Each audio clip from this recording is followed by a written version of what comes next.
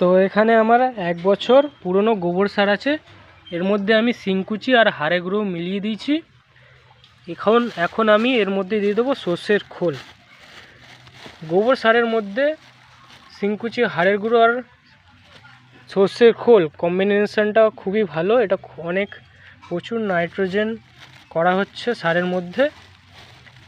এটা 8 বছরের জন্য রেডি করা হচ্ছে সার। গাছ শিংকুচি, হাড়ের গুঁড়ো, গোবর সার, খোল এইসব খায় না। মাটিতে মিশে ডিকম্পোজ হওয়ার পর যে মাইক্রোনিউট্রিয়েন্টস হয় সেইগুলো গাছ খায়। তো এটা 8 বছরের জন্য রেডি হচ্ছে। এটা মিক্স করে বস্তার মধ্যে ফেলে রেখে দেবো। 8 বছরে সব লেবু গাছে আমি দেবো। তার মধ্যে যখন গাছগুলোতে গোড়ায় দেবো, তার সাথে আমি সিঙ্গেল সুপার ফসফেট আর ট্রাইকোডার্মা আর 10-26-26 সার দিয়ে দেবো।